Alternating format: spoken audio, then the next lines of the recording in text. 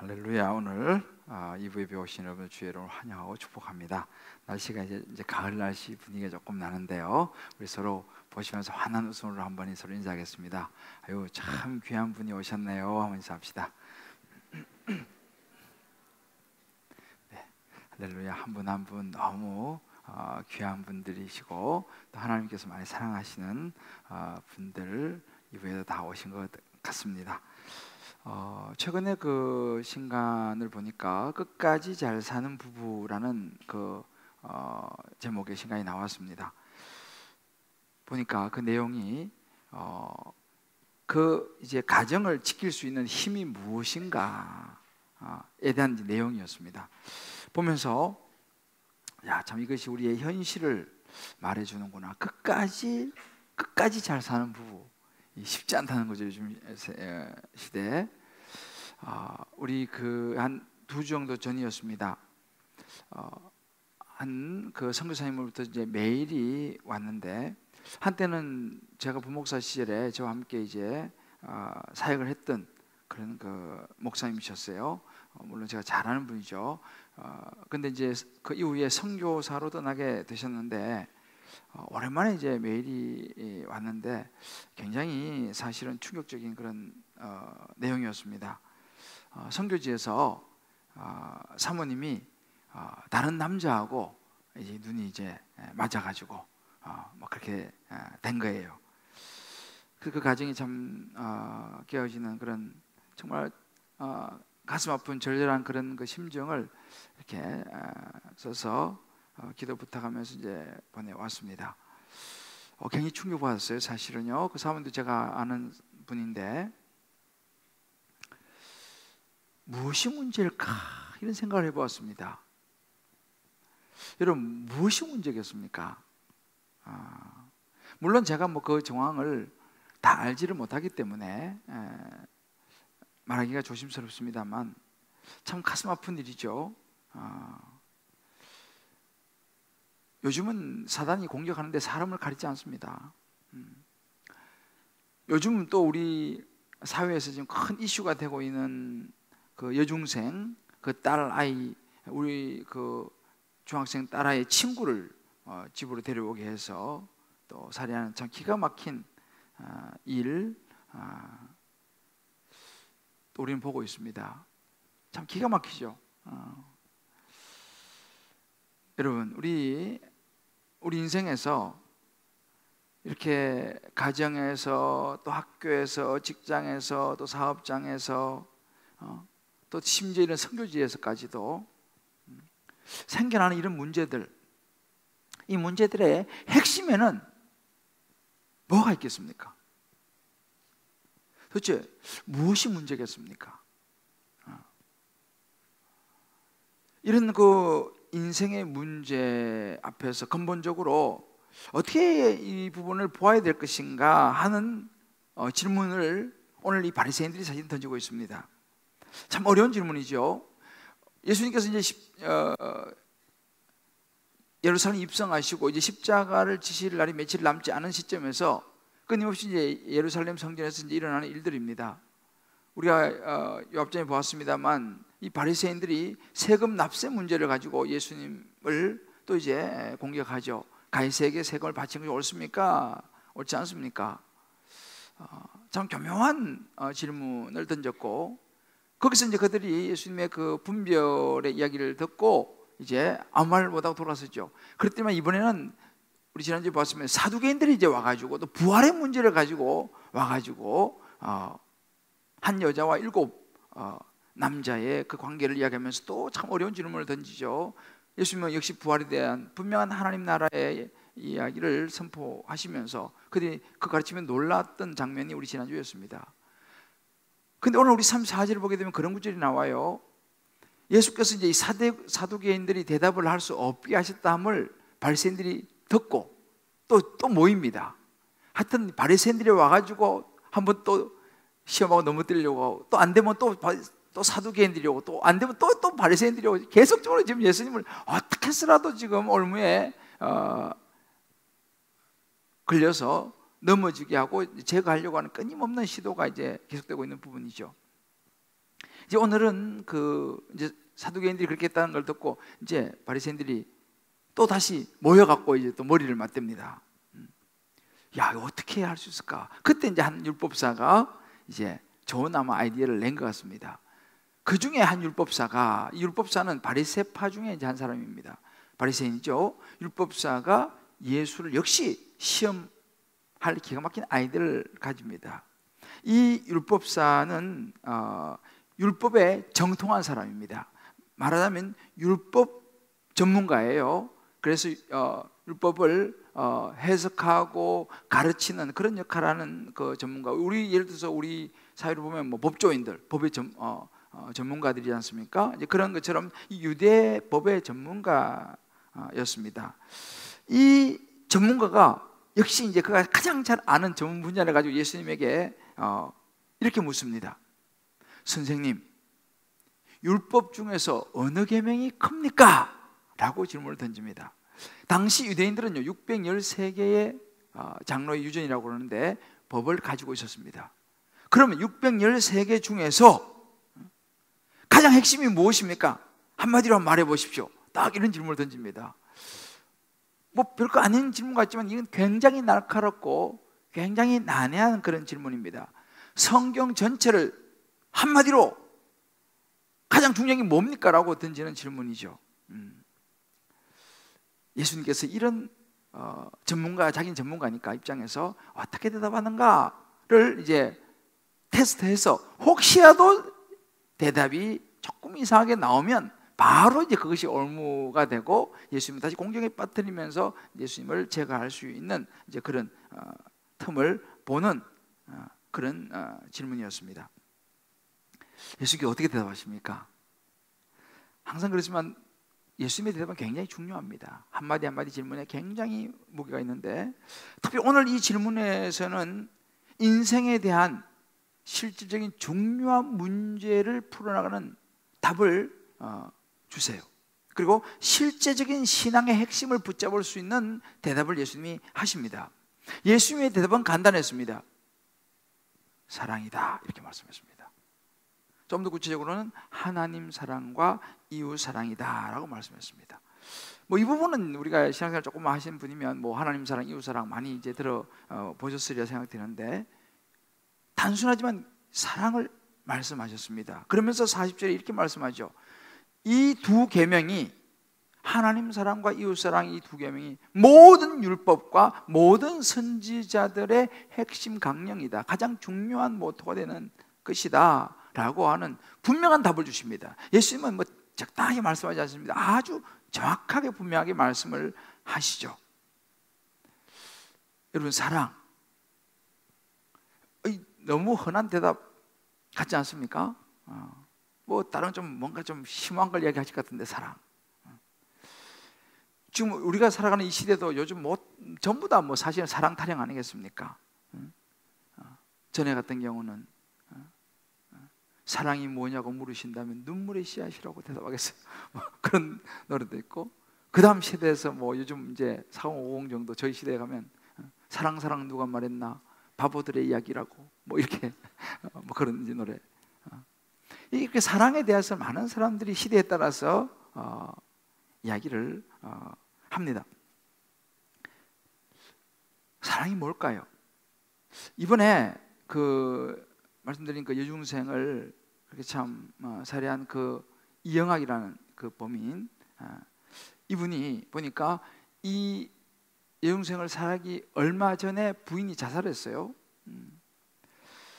그래서 이제 이번에 그 기사를 보니까 이제 이 이영학 씨, 이 범인이 조사를 받으면서 당신 부인은 왜 자살했냐 이런 걸 물었던 것 같아요. 근데 그 기사에 이 사람이 이렇게 대답했습니다. 제 아내는 저를 사랑하는 것을 증명하려고 자살했습니다. 이렇게 대답하더라고요. 쉽게 말하면 사랑 때문에 죽었다. 여러분, 기가 막히지 않습니까? 이 사람이 사랑을 얘기하더라니까요. 자기를 사랑하는 걸 증명하려고 자기 부인이 그렇게 죽었다는 거예요. 기가 막히지 않습니까? 어찌 보면은 이것이 오늘날 우리가 생각하는 사랑의 현 주소인지 몰라요. 사랑이라는 이름으로 얼마나 끔찍한 일들이 이 시대 가운데 일어나고 있는지 모른다는 사실입니다. 다 자기 생각에는 사랑이라는 거예요. 그게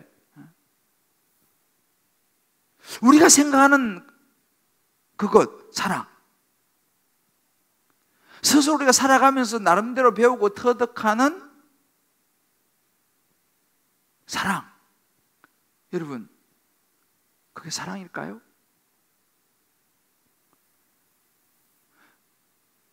그러다 보니까 세상에는요, 왜곡된 사랑이 얼마나 많은지 몰라요. 자기는 사랑이라고 그러는 거예요. 스카펙이라는 박사는 그런 이야기를 합니다. 낭만적인 사랑은 순전히 신화와 거짓말이다 라고 말합니다. 소위 말하는 그런 로맨틱한 사랑, 그거 다 거짓말이다. 다 남자 여자가 서로 만나려고, 결혼하려고 하는 것이고, 그래서 자식 놓고 살려고 하는 것이다. 심지어 이렇게까지 말하는 사람이 있습니다. 이 낭만적인 사랑의 끝, 우리는 우리 시대 속에 지금 잘 보고 있습니다. 여러분, 요즘 우리가 뭐 TV에 나오는 모든 드라마나 무슨 이 소재들, 영화, 소설, 매체에 나오는 많은 그야말로 로맨틱한 사랑, 좀 과장해서 말하면 여러분, 정상적인 사랑이 있습니까? 그이가 정상적인 사랑은 별로 관심이 없습니다. 사람들이요, 인기가 없습니다. 불륜이라든지 잘못된 상대라든지 어떤 동성애, 이런, 여러분, 이것이 정상적인 사랑인가요? 결국은 가만히 보면 그 스토리는 마지막 파국으로 치닫고 결국은 뭐 동반 자살한다든지 뭐 결국 죽음으로 치닫는, 대부분의 결론이 그렇습니다. 사람들은 그것에 또 흥미있어 하는 거예요. 그렇다면 우리가 말하는 이 사랑에 뭐가 문제가 있는 거 아니겠습니까? 사랑은 좋은 것 아닙니까? 근데 왜 사랑의 결론이 자꾸만 끔찍하게 납니까? 이 사랑. 근데 예수님께서 왜 가장 큰 계명을, 모든 인생의 가장 핵심이 사랑이다라고 하시겠습니까? 심지어 하나님은 사랑이시다라고 성경이 말하죠. 사실은 이 말 속에는 사랑의 본질이 들어있습니다. 그리고 보면요, 문제도 사랑에 있어요. 물론 왜곡된, 잘못 이해된 사랑이지만 문제도 사랑이 있고, 해답도, 인생의 문제를 풀어가는 해답도, 해결도 사랑에 있다는 것을 우리가 볼 수 있습니다. 이런 시대에 우리가 살아가고 있는 저와 여러분, 당시 이 바리새인들에게 예수님은 사랑을 말씀하십니다. 그래서 오늘 우리가 이 말씀 가운데 하나님께서 이 예수님을 통해서 말씀하시는 이 사랑의 계명에서 정말 우리가 놓치지 말아야 될 부분, 정말 이 사랑의 본질인 어둠이 아니라 빛 대신 하나님의 이 사랑, 정말 이 시대를 밝히고 우리 인생의 문제를 해석하고 풀어낼 수 있는 사랑의 본질을 저와 여러분이 잘 깨닫고 이 시대를 밝히고 맑히는 사랑들을 이루어 가시는 저와 여러분 되시기를 주의 이름으로 축복합니다. 예수님께서 말씀하시는 사랑은 무엇입니까? 예수님은 중요하게 말씀하시는 부분이 뭐냐면 사랑에는 우선순위가 있다는 거예요. 하나님의 사랑이다 라고 말씀하십니다. 오늘 바리새인 율법사의 질문이 어느 계명이 크니까 라고 하는 질문에 예수님께서는 37절로 대답하시죠. 네 마음을 다하고 목숨을 다하고 뜻을 다하여 주 너희 하나님을 사랑하라. 이것이 크고 첫째 되는 계명이다, 가장 중요한 것이다 라고 말씀하십니다. 이 구절은 신명기 6장 5절에 나오는 말씀입니다.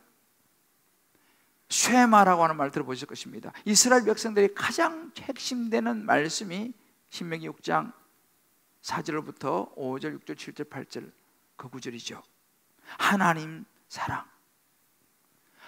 수직적인 차원이죠. 하나님과 우리의 관계에서 하나님의 사랑. 여기는 뭐냐? 사랑에는요, 우리가 놓치지 말아야 될 우선순위가 있다는 사실입니다. 이게 바로 뭐냐? 하나님과의 관계에서의 사랑, 이 우선순위. 그러니까 우리의 삶에 있어서 가장 중요한 것이 뭐냐라고 했을 때에 우리의 마음을 차지해야 되는 가장 중요한 사랑이 뭐냐고 했을 때에 하나님 사랑이라는 거예요. 우리의 마음을 차지하고 우리가 사랑해야 될 가장 첫 번째 대상은 누구냐? 하나님이라는 것입니다. 이 하나님에 대한 사랑은 우리 마음과 우리의 삶의 질서라는 거예요. 세상의 질서라는 것입니다. 이것이 그리스도의 정체성이라는 거예요. 하나님 어떤 분입니까? 창조주 하나님이시고 우리를 구원하신 구원자로서의 하나님, 이것을 우리가 인정하면서 이 하나님을 가장 우리의 삶의 마음에 우선적으로 사랑의 자리에 두어야 된다. 이것이 우리 모든 행동의 시작이 돼야 되고 이것이 우리의 정체성이다라고 예수님께서 말씀해 주신 것입니다. 가장 첫 번째는 하나님을 사랑하는 것이다. 마음과 몸과 뜻을 다해서. 그럼 문제는 뭡니까? 오늘날 우리가 살아가는 이 세상 속에서의 수많은 아픔과 고통과 끔찍한 일들이 왜 일어납니까? 이 우선순위가 잘못된 거죠. 사랑의 대상, 가장 우선 대상을 하나님보다는 돈에 둔다는 것입니다. 하나님보다는 자식에 둔다는 것이죠. 남편에게 혹은 아내에게 명예에 권력에 우선순위를 둔다는 것입니다. 여러분, 이것은 얼마나 위험한 것인지 모릅니다. 결코 이런 하나님께 우선을 두지 않는 대상의 사랑은요, 우리를 결코 행복하게 만들어줄 수 없습니다. 우리의 마음을 다 채워줄 수가 없습니다. 행복이 뭡니까? 언제 우리가 행복하다 느낍니까? 내 마음이 다 채워질 때, 아, 만족스럽다, 행복하다 이렇게 말하지 않습니까? 다르게 말하면 그런 것들은 나를 채워줄 때는 문제가 없어요. 그런데 그런 남편이나 뭐 아내나 자식이나 돈이나 명예나 권력 이런 것들이 나를 채워주지 못하는 시간이 되면 이것은 이제 문제가 되는 것입니다. 여기서 문제가 생기는 거예요. 예를 들어 이런 거죠. 부부가 결혼을 했어요. 신혼 때는 별로 문제가 없어요. 물론 요즘 뭐 신혼 때 문제가 생기는 부부는 가끔 있습니다만 일반적으로 신혼 때 문제가 없어요. 왜 그렇습니까? 맞춰주는 거예요. 아무리 무뚝뚝한 남자더라도 연애할 때 이럴 때는 대충 맞춰줘요. 또 맞춰줘요. 또 부인도 또 남편에게 또 맞춰줘요. 신혼 때 다 맞춰주잖아요. 그러니까 문제가 없는 것이죠. 왜? 나를 맞춰주고 나를 채워주니까 문제가 없는 거예요. 자식도 마찬가지입니다. 자식 나오면 얼마나 귀여워요. 그죠? 품 안의 자식이라 그러잖아요. 품 안의 자식도 할 때 뭐 어릴 때 아무것도 모르니까 시키면 그냥 엄마가 다 최고인 줄 알고 아빠가 최고인 줄 알고 막 그러다가 이제 자아가 싹트기 시작하고 자기 생활을 하기 시작하고 이렇게 되고 심지어 사춘기 되면요, 그전에는 그렇게 이쁘고 좋던 이 자식이 이제 마음대로 안 되지 않습니까? 나를 채워주지 못하는 거예요. 어떻게 됩니까? 내가 이러려고 결혼했나? 이런 이야기가 나오잖아요. 내가 이러려고 이 남자, 이 여자 만났나? 아, 내가 이러려고 이 자식을 낳았나? 이게 우리 모습이에요. 그것이 가장 사랑의 대상이 되면 거기서 엄청난 실망과 배신감과 여러 가지 문제가 많이 생기는 것이죠. 그래서 디모데전서 6장 10절에 이렇게 말합니다. 유명한 구절이죠. 돈을 사랑하면 일만하게 뿌려야 된다고 했습니다. 이것을 탐내는 자는요, 돈이 그 사람의 사랑에 우선이 되면 미혹을 받게 되고 믿음에서 떠나요. 많은 근심으로 자기를 찌른다고 그랬습니다. 돈 자체가 나쁜 게 아닙니다. 돈을 하나님보다 더 사랑하게 되면요, 우선순위가 바뀌어버리면 결국은 그 돈이 우리를 심각하게 만들어버릴 수 있다라고 주님 말씀하시는 것이죠. 그래서 저는 가끔씩요, 이제 많은 성도를 만나고 이렇게 많이 보면서 느끼는 게 뭐냐면, 정말 말도 안 되는 남편하고 살아가는 아내를 봐요. 물론 때로는 가끔씩 반대의 경우도 있어요. 야, 저 정도 되면 뭐 왜 사나? 할 정도의 그런 관계의 모습이에요. 상적으로 이해가 안 되는 거예요. 일반적으로 보면 헤어져도 벌써 헤어져야 될 그런 상황인데, 아이, 그냥 사는 거예요. 그럼 물어봐요. 그럴 경우는요, 이제 그럴 경우를 가만히 제가 관찰해 보면, 그것이 아내든 남편이든 간에 그 마음 속에는 하나님이 계시는 걸 제가 많이 봤어요. 하나님이 계시는 거예요. 그러면서 이제 이렇게 한마디 하는 것입니다. 저도 고민을 많이 했습니다. 지금도 참 너무 고민이 많습니다. 그런데요, 하나님이 헤어지는 걸 원하지 않으세요. 이렇게 말하는 거예요. 말도 안 되는 사람하고 그런 대상이지만은 하나님의 사랑이 우선인 거예요. 그 말도 안 되는 그 사람보다는 하나님의 사랑이 우선인데, 하나님이 나에게 말씀하시는 거예요. 그래도 네가 받아주고 네가 데리고 살아야 되지 않겠니? 그래도 사랑해야 되지 않겠니? 주님 말씀하시니까 자기는 도저히 못할 것 같은데 하나님의 사랑이 내 안에 우선적이니까 순종하더라는 거예요. 너무 힘들지만 하나님 알겠습니다. 하나님의 사랑하라 하시니까, 하나님의 사랑이 내 안에 있으니까 그게 되더라는 거예요. 성경에 보면 그런 예가 나옵니다. 여러분, 호세아 선지자를 아시죠? 호세아서 읽어보시면 호세아 선지자는요, 이 고멜이라고 하는 아주 행실이 별로 이 단정하지 못한 여인을 데려와서 결혼을 합니다. 근데 결혼을 해서 왔는데도 틈만 나면 바람나서 도망가려고 그래요. 애를 셋을 낳습니다. 근데 그 중에서도 보면 첫째 빼고 둘째, 셋째는요, 아버지가 누군지도 몰라. 그런 부인을 호세가 데리고 살아요. 그나마 또 다른 남자하고 멀리 도망가 버렸어. 호세가 또 가가지고 몸값을 지불하고 또 데리고 옵니다. 여러분, 이게 말이나 됩니까? 이런 여자하고 어떻게 살 수 있겠어요? 근데 호세아가 이걸 그렇게 하거든요. 무슨 이야기입니까? 하나님의 사랑이 우리를 포기하지 않는다는 것을 보여주시기를 원하시고, 또 호세아가 선지자로서 그런 분하고 살고 싶겠습니까? 그럼에도 불구하고 그가 하나님께서 그렇게 하라 하시니까, 하나님의 사랑이 그 마음을 붙잡고 우선적으로 붙잡고 있으니까 그거 하는 거예요. 이것이 우리의 사랑입니다. 하나님의 사랑이 우리 안에 있을 때 우리 절제를 하게 해요. 받아주게 합니다. 참아내게 합니다. 그게 십자가 아니에요. 예수님도 마찬가지죠. 예수님께서도 하나님의 사랑이 그 마음에 있으니까 십자가 지신 거 아니에요. 예수님도 십자가 지고 싶습니까? 인간의 성격을 가진 분인데, 할 수 없으면 이 잔을 내게서 옮기십시오 라고 기도하지 않습니까? 그러나 예수님 마음속에 마지막으로 뭐라고 기도합니까? 그러나 아버지 내 뜻대로 마시고 아버지 뜻대로 하십시오. 뭐예요? 하나님의 세상을 이처럼 사랑하셔서 자기를 이 땅에 보내신 것을, 그 하나님의 사랑을 아니까, 그 사랑이 자기 마음에 우선적으로 딱 자리 잡고 있으니까 예수님이 십자가 지시더라는 것입니다. 할렐루야. 우리에게 그 하나님의 사랑이 내 마음속에 우선적으로 있는 것이 너무 중요하더라는 거예요. 그 사랑이 우리 안에 우선적으로 있지 않기 때문에 다른 것이 차지해버리니까 우리가 왜곡된 사랑, 수많은 일들이 벌어지더라는 것입니다. 예수님께서 그 말씀하시는 거예요. 하나님 사랑이 우선이다. 나는 행할 능력이 없어요. 그러나 내 안에 있는 그 하나님의 그 사랑이 나로 하여금 행동하게 하더라는 거예요.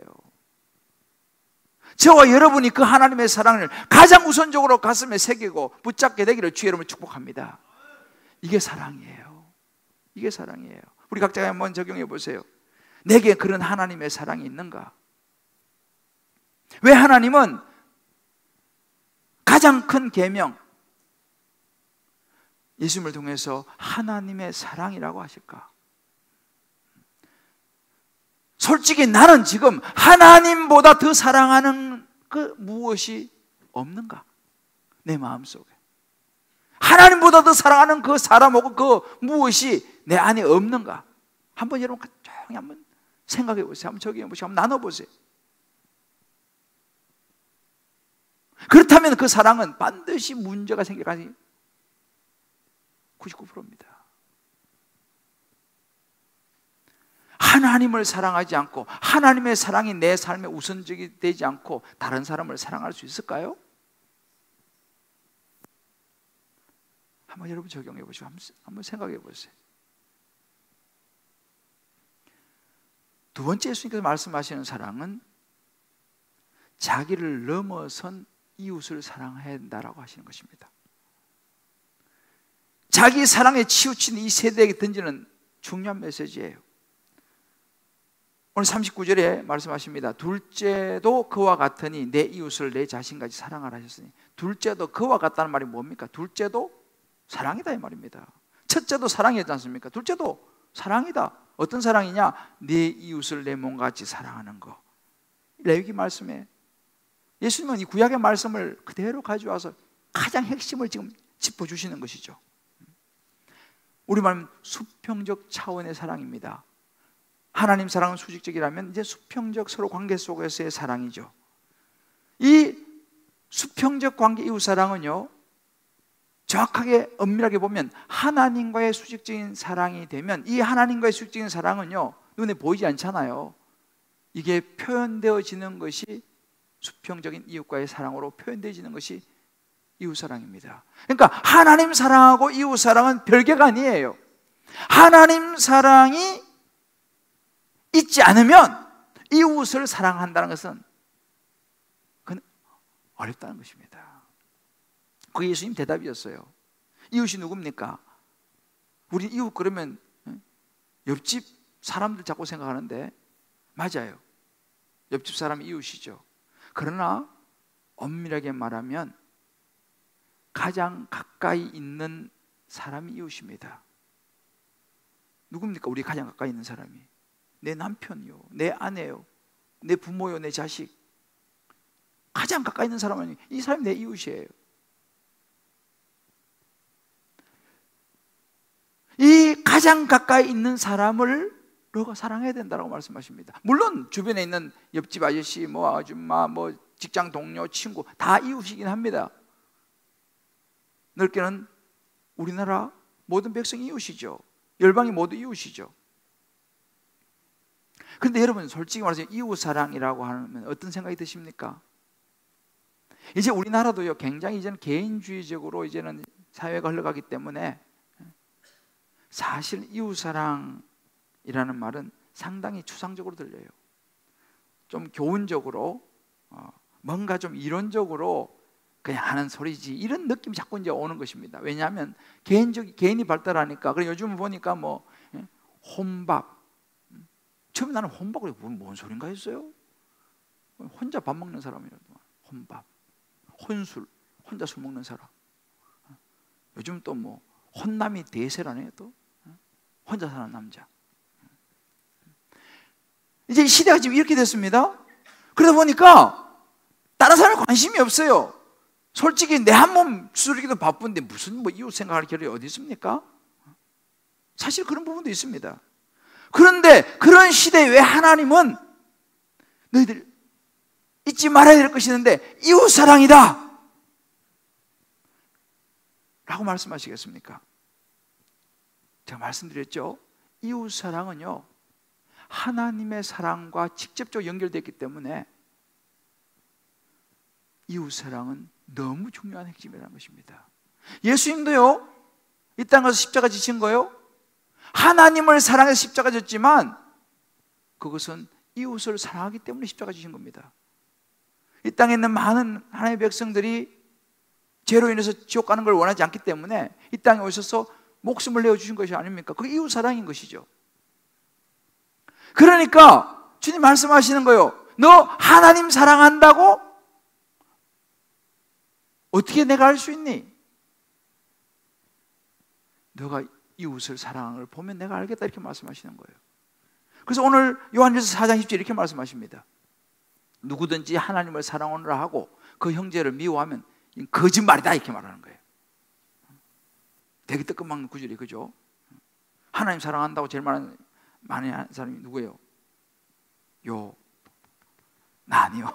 목사가 제일 많이 하잖아요. 그런데 제가 형제 미워하면 제가 거짓말하는 거란 말입니다. 보는 바 형제를 사랑하지 아니하는 자가 보지 못한 하나님을 사랑할 수 없다.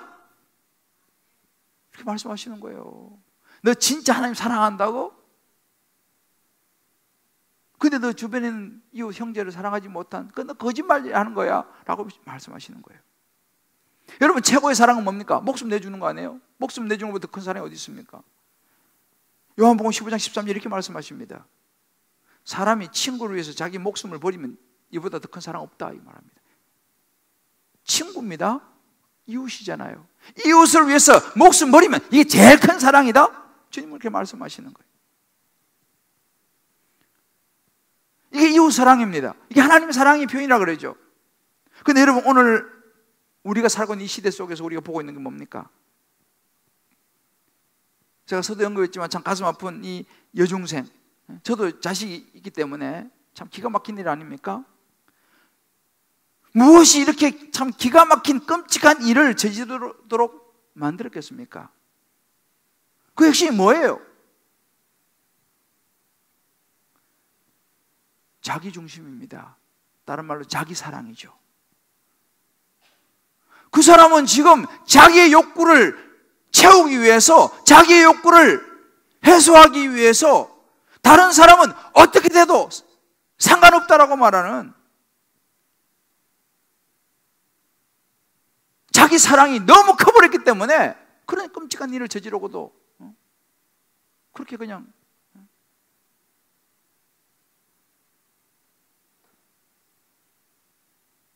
그런 모습을 우리에게 보이지 않습니까? 자기식의 사랑인 것이죠. 여러분, 가만히 보세요. 예수님이 없는 사랑, 하나님의 사랑이 우선되지 않는 사랑은요, 죄의 출발입니다. 물론 자기 사랑 나쁜 것이 아닙니다만은 하나님 없이 자기식의 사랑, 자기만의 사랑을 하다 보니까 이것은 무서운 죄로 연결된다는 이야기입니다. 자기 욕구만 채우면 된다는 거예요. 자기 욕구를 채우는 것이 행복이 뭐예요? 나는 만족이래. 나 욕구만 채우면 남이 행복해지면 된다는 거죠. 남이 뭐 어떻게 되든지 나는 상관없다는 거죠. 나만 돈만 벌면 된다는 거죠. 요즘 뭐 데이트 폭력,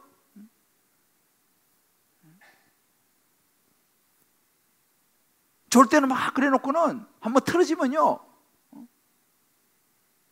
못 참다는 것이죠. 자기 사랑 아닙니까?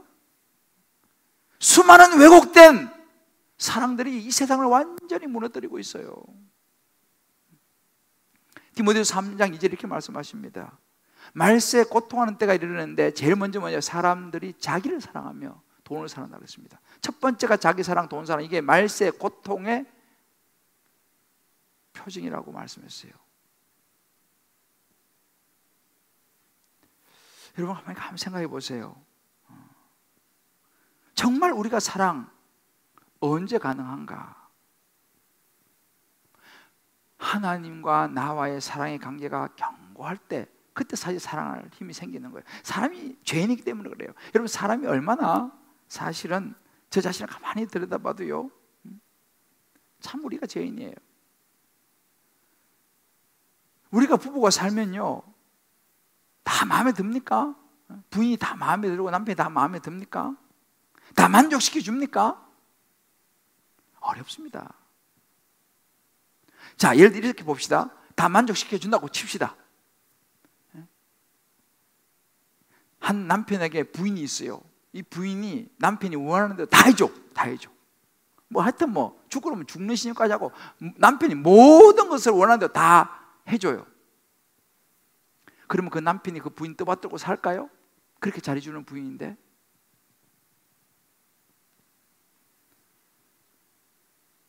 남자들의 마음에 뭐가 들어온지 아세요? 그 부인을 우습게 생각하는 거야. 너무 쉽게 생각해. 왜? 내가 말하면 다 듣는니까. 그래서 우리 여자들은요, 너무 잘해주면 아버지 퉁겨야 돼. 우습게 생각한다니까, 남자들이. 다 들어주고 다 해주면. 솔직히 남자들 안 그래요? 너무 잘하니까 떠받들고 삽니까? 그런 사람이 있긴 있겠지만 인간은 죄인이라 그게 어려워요. 그 여자들이 한 번씩 퉁겨야 돼. 그래야지 부인이 귀한 것도 알고. 근데 남자들이 얼마나 간사하냐면, 제가 남자니까 남자 얘기만 할게요. 날마다 퉁기는 여자도 있잖아. 날마다 퉁기는 여자가 있어. 또 한 번씩 퉁겨야지. 맨날 퉁기면 남자들이 좋습니까? 아이고, 너하고 못 살겠다. 짜증나가지고 또 짜증을 내요. 어느 장단에 춤을 춰야 되는 거야. 이게 인간이에요. 이게 죄인이기 때문에 그렇습니다. 이게 우리의 모습이라는 거 알아야 돼요. 이게 우리 중심이에요. 다 나 채워달라 그런 거 아니에요. 나만 사랑해달라는 거 아니겠습니까? 만족 없습니다. 아무리 잘해줘 보세요. 만족되는지. 헐리우드 배우 이런 보시죠. 가끔씩 헐리우드 배우들은요, 전부 다 잘생기고 이쁜 사람들끼리 결혼하잖아요. 그런데 오래 갑니까? 그 사이에 또 그냥 뭐 바람 피워가지고 또 지어지고 말이죠. 무슨 이야기입니까? 만족이 없다 이 말입니다. 아무리 예쁜 여자하고 살아도 만족이 없다는 말이에요. 그 사랑이 만족이 됩니까? 나로부터 끝까지 나를 채워달라고 하는 사랑이 만족이 안 되는 것이죠. 하나님으로부터 나오지 않는 사랑은 절대로 채워지지 않습니다. 하나님이 우선되지 않는 사랑은요, 결코 행복을 찾을 수 없어요. 만족될 수 없기 때문에. 할렐루야. 이걸 아시길 바라요. 여러분, 이웃사랑, 최고의 이웃사랑은 뭡니까? 예? 여러분 주변에 있는 사람들에게 최고의 선물이 뭘까요? 남편에게 최고의 선물이 뭐겠어요? 자식에게 최고의 선물이 뭐겠습니까? 돈 몽땅 주는 걸까요? 남편이 원하는 거 다 해주는 걸까요? 물론 그것도 사랑일 수 있지만, 여러분, 이웃사랑의 가장 중요한 것은요, 그 남편에게 영원한 생명을 전하여 주는 건지 믿으시기 바랍니다. 지옥 가면 뭔 소용이 있어요? 우리 지난번에 부활 받지 않습니까? 죽음으로 끝나는 게 아니라니까. 이 세상은요, 영원한 천국이 있습니다. 영원한 지옥이 있습니다. 그러니까 가장 내 주변의 이웃에게, 내 남편, 자식, 가장 중요한 큰 사랑은요 뭐예요? 그 사람에게 예수님을 전해갖고 예수 믿고 천국 가게 만드는 거예요. 할렐루야. 이거보다 더 큰 사랑은 없어요. 이웃사랑이요. 여러분, 우리가 이번에 이제 내일 새벽부터 여리고 기도 행진을 합니다. 우리 교회는 두 부류의 사람이 있어요. 여리고를 아는 사람과 모르는 사람. 요즘 이제 1년에 한 번 하는데, 내일 새벽 4시 40분에 이제 우리가 출발합니다. 근데 여러분, 여리고에 대해서 잘 이해를 하셔야 돼요. 오늘 이제 여기 팔찌, 저도 이게 찾는데, 여러분 오늘 나가시면서 못 일어날 때 못 일어나다가, 이거는 뭐냐면 오늘 한번 하나 차고 가서 내일 새벽에 한번 일어나 보겠다는 결심이에요. 그래서 도저히 못 올 분들은 그냥 가시고, 한번 시도해 보겠다 그런 분들은 오늘 꼭 하나 차고 가세요. 내일 새벽에 오면 또 짝을 또 준다니까 한번 시도해 보세요, 여러분들. 그렇다고 또 차고 갔는데 못 나올까 싶어서 또 너무 걱정하지 마시고, 못 나오면 할 수 없는 거지 어떡하겠어요. 근데 여러분, 여리고를 아셔야 됩니다. 여리고는요, 자기 사랑을 뛰어넘는 이웃사랑의 출발이 있어요. 여러분, 지금 우리가요, 여리고 나와보시면 알겠지만, 여리고는 나를 위해서 먼저 기도하지 않습니다. 나라와 민족을 위해서 기도하고, 이 지역 사회를 위해서 기도하고, 정말 이 나라의 경제를 위해서 기도하고, 우리 자녀들을 위해서 기도하고, 이게 먼저예요. 오늘 여기 기도 카드 보면요, 중보 기도가 있어요. 이거 우리 먼저 기도합니다. 그리고 나서 우리 기도도 하죠. 우리 기도도 합니다.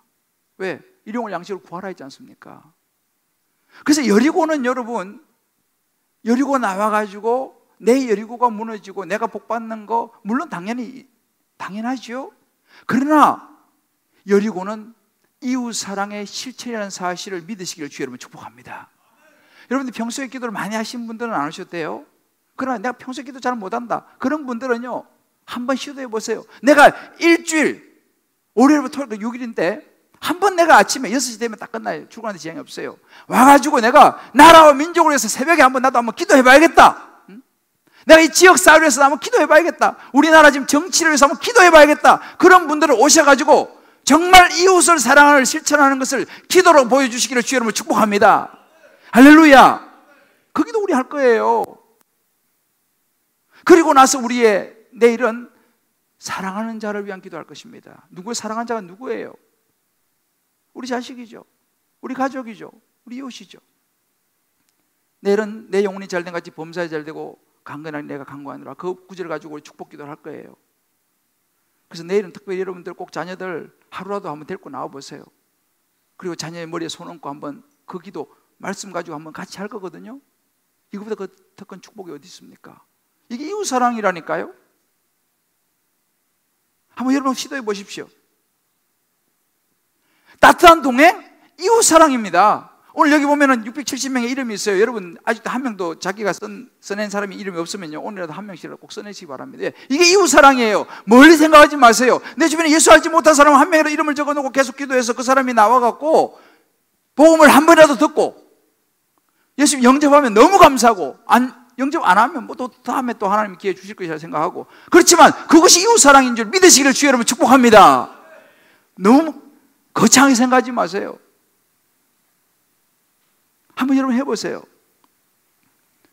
하나님께서 우리 인생의 여리고를 무너뜨려 줄 줄을 믿습니다. 할렐루야. 제가요 여리고에 대해서 이야기를 많이 할 시간이 없기 때문에 여기다가 칼럼을 내가 여리고에 대해서 썼어요. 보니까 다 두고 가시는데 이거 오늘 가져가서 한번 읽어보세요. 여리고에 대해서 제가 칼럼을 썼으니까 읽어보시고 내일 새벽 4시 40분 아차 5시 이러면 달려오시면 돼. 내일 1단지로 갈 거니까 5시 반에 눈 떴다 달려오시면 돼. 할렐루야. 한번 해보세요. 이거는 하나님은 경험해 본 사람이 압니다. 한번 이 부분을 여러분 같이 적용해 보세요. 나는 평소에 이웃을 사랑하는 것을 어떻게 표현하고 있는가? 내가 줄 수 있는 가장 큰 사랑의 선물은 무엇인가? 하나님을 사랑한다고 내가 무엇을 보여주겠는가? 난 도저히 새벽에 못 일어나는데 하나님, 내가 하나님 사랑을 이번에 한번 내가 한번 보이겠습니다. 작심을 하고 못 일어날 것 같으면 오늘 밤새서 기다렸다가, 이거 하나님 사랑 보여주는 거 아니겠습니까? 내가 품은 이 오이코스, 이게 바로 행동하는 이웃사랑인 것입니다. 나는 이웃사랑을 내가 실천하고 있는가? 어떤 이런 분 있어요. 하나님 사랑은 되는데 목사님 사람이 참 관계가 잘 안 돼요. 이런 분이 있어요. 어떤 분은 사람하고 난 너무너무 잘하는데 하나님하고 이게 사랑이 좀 잘 안 됩니다. 여러분 어느 쪽이에요? 왜 그럴까요? 사랑하는 성도 여러분, 우리 잘 이해해야 됩니다. 이웃사랑은 멀리 있지 않아요. 가끔씩 우리 직장생활 하시는 분 보면 직장 가가지고 미쓰리한테는 되게 친절하면서 집에 와서 부인한테는 막 함부로 해요. 그거 이웃사랑 아니요? 가까운 사람한테 더 잘해줘야지. 가끔씩 밖에 나가 사람들한테 되게 잘해주면서 집에 있는 사람한테는 되게 퉁명스럽게, 여러분 그거 이웃사랑 아니에요? 가까운 사람한테도 잘해줘야죠.